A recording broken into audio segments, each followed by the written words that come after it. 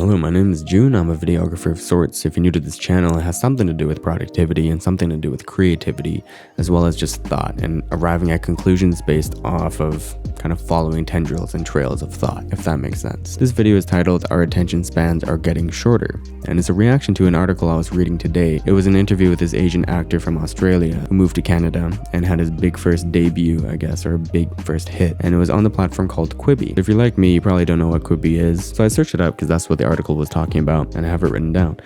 Quibi is an app that was launched in April 2020. It's targeted towards a younger demographic with content delivered in short-form 10-minute episodes called Quick Bites. And the quote in particular from the article is, "In this day and age, short-form content like Instagram and TikTok are popular. I think that Quibi is definitely the way of the future. I think that our attention spans are only getting shorter, and I think Quibi tailors towards that." So that's all fine. That's something that we're used to every single day, and something that I think everybody's come to accept. It is true that our attention spans are getting shorter. It is true that content needs to speed up or become shorter or just deliver in a different way that is much more concise. And I hate how this is phrased, but we have to get rid of all the fat and all the fluff and just get to the bare bones and the essentials. But as much as I agree with it, I really don't like it, and this video is kind of an exploration of why. So for me, the thought process begins with weighing the pros and cons of this phenomenon. What are the benefits of content becoming shorter and quicker, and what's potentially bad? So starting with some pros. My apologies, I'm gonna refer to what I've written down. So number one, more efficient with our time and learning more in a shorter span of time. And number two, theoretically, we should have more time as a result of this. And that's all I could really think of. The number one thing that comes to mind is Blinkist, I think. I haven't used it myself, but it says something about reading 4 books in a day, but it's just like summaries or key points, I think. The other thing that comes to mind is YouTube summaries, I think, or reviews of movies or other pieces of content. And people will thank the creators of the video saying like, "Oh, you saved me so much time. I don't have to go watch that movie." I'm wondering what else is technically saving time. I'm not exactly sure, but I think a lot of us can agree that we don't have time to watch movies all day, watch Netflix all day, although we do, and listen to podcasts all day. Like, long form content has its place in the world still, but is definitely less of a priority, I guess. I feel like a lot of our attention is directed towards these shorter forms of content that can deliver a message, that can deliver a story in a much shorter length of time. I mean, to be honest with movies as well, I'm not an avid movie watcher or lover. I appreciate the artistry behind it, but I have commitment issues when it comes to time. Sitting down for 2 to 3 hours is just not something that I'm used to doing. So I have to admit that I've actually seen a lot of those YouTube channels where they summarize for you what the movie's about. So yeah, in essence, that is what I'm thinking the pros are. And then cons were a lot easier to come up with. The first con, we learn more, but it's all rather shallow understandings and we can miss out on nuances. This might lead to us thinking that we know a lot about something when in actuality, we don't. And I think the most significant example of this is on Facebook for me. There are a couple of news outlets that I follow, and they'll post an article and people will begin commenting as soon as they read the headline. They actually don't dive into the article and often miss very key information and make assumptions and then start complaining or being negative about something which has nothing to do with the actual article and is completely misinformed. But I mean, that being said, I myself, I don't click into many articles. I just read the headlines and be like, that happened, and just kind of absorb it and just move on. But I don't really know much about that incident. It's just kind of face value and whatever that headline leads me to believe. And I think we can think of a lot of examples of this. Maybe there's a sarcastic movie review or a review of a song or a review of, I don't know, an event or concert. We might miss that sarcasm because we're so quick to kind of move on to the next piece of content. Returning to reading those 4 books in a day, that's definitely not enough time, I think, to really digest every nuance that is packed into a book. Although, I mean, that depends on the author, but it's kind of like the concept of jack of all trades, master of none. We're trying to have a rudimentary understanding of everything, but we don't really excel at anything if we don't really devote ourselves to everything. And I think that becomes very apparent when people start to argue with one another. Oftentimes, parties will cite sources that they barely know about. Sometimes they don't even know whether or not the source is credible. And even worse than that, they might not even remember what the source was. It's just something that they heard in passing or read in passing, and they internalize, and now they believe for some reason. Number 2, so short attention spans leading to shorter forms of content leads to shorter attention spans with people, I think, in our actual person-to-person engagement with them. And what that may lead to is a failure to actually engage engage in meaningful conversations with people. And though this is an assumption, I'm guessing that it can account for many cases of loneliness or feelings of isolation, perhaps anxiety, perhaps depression. I don't know, I'm not qualified to speak on that, but I'm assuming that mental health issues can definitely be correlated to a certain extent with this kind of phenomenon of people not being able to find meaningful connections with others, and that could be a result of our newfound inability to actually engage in a long, deep conversation. Number 3, we have a lot of talkers, not a lot of doers. I think this stems from the concept of short-form content. I think the foundations of short attention spans and thereby short-form content has to include instant gratification, and linked to that has to be at least an inkling of entitlement. Because if we feel entitled to instant gratification or entitled to a feeling that our time has not been wasted by something, then we expect results now. So much like when we see the first 3 seconds of something and we don't really feel anything, or we don't feel compelled to watch the rest of it, we move on to the next. And of course, this may not be causation and just correlation, if anything, but much like that process, I think that carries over to what a lot of people do in their daily lives, myself included. There's always a new project in your head, a new avenue or way to express yourself or make money or try to build blah blah blah blah something, and we put in the work for maybe a week, perhaps a month, perhaps 2, a short period of time, and we don't see the results that we want right away. We move on to the next project, much like how we act around content. Number 4, with short form content and short attention spans, we become desensitized to just about everything since we see so much of everything every day. We're simply too inundated with content. This leads to highlighting sensationalism, which inevitably cuts through the crowd because it's so loud. And once that first one hits, many others will follow suit, and there'll be more types of content like that. And with that, tolerance will increase, and with tolerance increasing, then the scale or the magnitude of how sensationalist this needs to be in order to break through the crowd. Number 5, I think it actually leads to less efficiency with our time. I think that's because of the way the platform works. To my knowledge, it rewards people who keep people on the platform for longer. I'm pretty sure YouTube does it. It rewards creators who can keep people on the platform longer, probably Instagram as well. And I'm assuming all social media sites really. But because of that, because that's their goal, and because, the teams behind these corporations or these companies are so smart, they succeed. And people are on their platforms all day, even if it's not all in one sitting, because the short form content is very frequent. Even though it's intermittent, it's almost from morning till night. And I think that is a direct byproduct of the fact that content is so quick to consume. We tell ourselves that we can watch something very quickly, maybe 15 seconds, 30 seconds, and get back to what we're supposed to do. But how many times does that actually happen? I think it's also because of the fact that there's enough stimulation with this short form content to keep us there, but not really enough to satiate us. We don't really feel genuinely motivated or ready to go back to life. Next one, what is this? Number 7, we lose depth. True depth, I believe, takes time.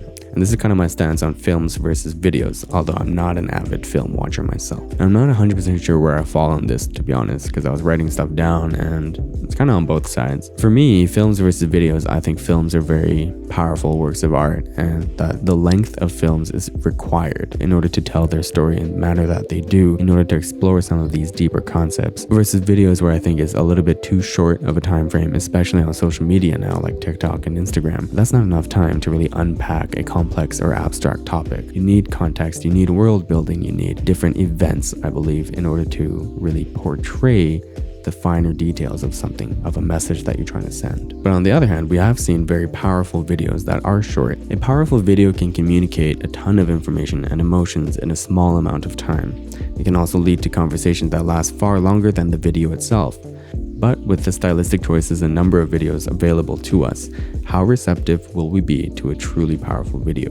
How many finer details and cues might we miss because we're so used to seeing fast content? We are used to a lower standard of depth in the content we consume, and so our ability to discern powerful art from capitalist pandering becomes diminished. And if a powerful video can accomplish everything mentioned before, then what about a powerful film? And if that's not clear, what I mean is that it becomes habitual for us to watch something and only see it at a certain level of depth. We don't expect something that is 30 seconds to hold this really powerful message. And because of that, I'm surmising that perhaps we will miss something. Once a really powerful video comes along, we might miss it in the wave of noise out there, A, but also B, even if we watch it, we might miss the finer details of it because we're not used to reading into stuff anymore. Number 7, we don't learn from our mistakes or experiences.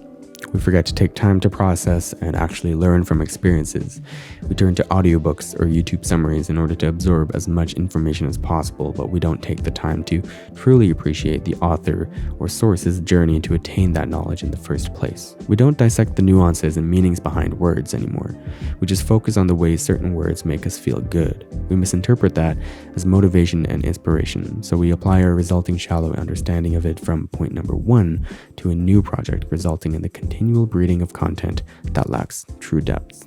So point number 1 was we know a little about a lot of stuff. And I think this is another case of that. People will share very inspirational stories or tidbits, valuable nuggets of knowledge that they've attained through numerous years of struggle and pining away at this thing called life. For us to truly grasp that concept, I think it's impossible to do unless we actually experience it ourselves. But short of that, the closest we can get to an actual understanding of these tidbits or these bits of knowledge is to really place ourselves in that person's shoes, to really kind of process and imagine what they've gone through, to really go through the motions of what their story is. And the reason I'm bringing up point number 1 is that by consuming so much little bits of content, we don't really dive in anymore. We don't really process things to the full extent. We don't try to milk a single piece of content for all that it's worth. And perhaps that is because now content is not worth that much anymore. There is nothing to milk out. There's nothing to really dwell on anymore. But regardless, it carries over to scenarios where we should be really milking this piece of advice or this story and really extracting all the good bits of information out of it. But we're not used to that anymore. And we can't do that anymore. So what results is a vague understanding of it, and we kind of think we understand it and we try to apply it to something, but there's no depth there. It's not going to keep us going. It's going to be very fleeting and temporary. And so too, whenever we make mistakes now, whenever we actually experience something, I feel like we're going to try to come up with one-liners that don't really explain the full experience or the full pain of something, and we just think, oh, that's good enough. I've learned from this. I'm going to move on to the next thing. And to be frank, that's just not enough to actually learn from a mistake or experience. And the last one, we don't think. The line of thinking for this one is we rely on content now, because that's arguably the fastest way to spread information. It's just information after information, and we're told what to think, we're told how to feel, we have an idea of the general consensus around us, and I think that leads to us not thinking as much about how we should feel about something, how we actually feel about something. It's just, see, the masses are thinking like this, I'm okay with that, I'll make that opinion my opinion, and I don't even really know much about this incident or this event or whatever, this person. So again, I think this is just a result of the fact that we tell ourselves we don't have time, and we're trying to cut down on the time that we spend watching content or reading about stuff. So that leads us to not look in depth into many things, which leads to a very shallow understanding, which leads us to not be able to soak up information in order to make our own conclusions. Thus, we don't think. Now, as I was doing this though, a thought came up. What about podcasts? Isn't that a big thing now? Isn't that on the rise? Isn't that booming? So I looked it up because I remember hearing a stat where it's like only 10% listen to the full episode. It's not that number. This is just two sources, so take this with a grain of salt. Podcastinsights.com and musicoomph.com. Not sure how credible that sounds. But anyways, what they're saying is 35% listen to an entire episode, 45% listen to most of an episode, 12% listen to less than half of a podcast episode. I'm reminded of movies and books. If you watch half a movie, mind you, a good movie that has a lot of detail and story behind it, or if you read half a novel, again, written by a good author, how in the world are you supposed to grasp the concept? How are you supposed to fully flesh out the intended messages behind it, the intended themes, the developments throughout the work? And you might actually miss the twist at the end. You might actually miss the main point, the actual punchline behind something. So as much as we hear that everybody's into podcasts now and everybody has their top 5 or whatever, and they're so inspired by their favorite podcasts and stuff, I highly doubt that people actually get the messages behind a lot of these episodes. I think people hear for the general message and they guess what it is, and often that will fit within their mental construct or like whatever biases they may hold. Confirmation bias is kind of at the forefront of what I'm thinking here, and then they drop it and they move on because that's enough. That's what they came there for and they feel good about it. So next piece of content. All right, I'm going to stop the video here. I'm getting tired, it's getting late, but also I think that's enough information to process for now. The main thing I wanted to show was that it's so much easier to find cons and to really dive into cons around short form media and short form content now, and the fact that we're allowing ourselves to accept and internalize and move forward with this idea that we don't have long attention spans anymore. We have short attention spans, and we're okay with that. We're embracing that, and everything we do moving forward is going to reflect that. I think that's a very dangerous place to be in because of all the aforementioned cons. Mind you, all of those cons might not be valid, but the fact that it's very easy to come up with those versus coming up with pros, I think is a very worrisome sign. But to clarify and to reiterate, this video is not me arguing any of those things. This is an example of kind of how one might go through the motions of thinking through something and to arrive at their own conclusions. For me, this is just applying my experiences and my biases to the task of thinking of pros and cons around something and to try to understand why I don't agree with it. Whether or not you agree with what I said today, that is totally up to you, and totally fine if you disagree with it. Because again, this is more of a mental exercise for me,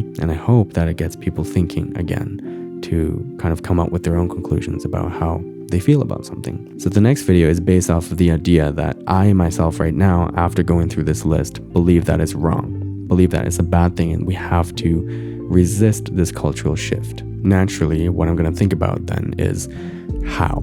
How do we resist it? How do we turn it back even? And that's what the next video will be about. Anyways, thank you for your time. Thank you for watching. Hope you've enjoyed this. And if you disagree or agree, please feel free to let me know. And if this helps you to come up with your own conclusions, please feel free to share them down below. And I'm going to pass out now. Good night. Thank you. Bye-bye.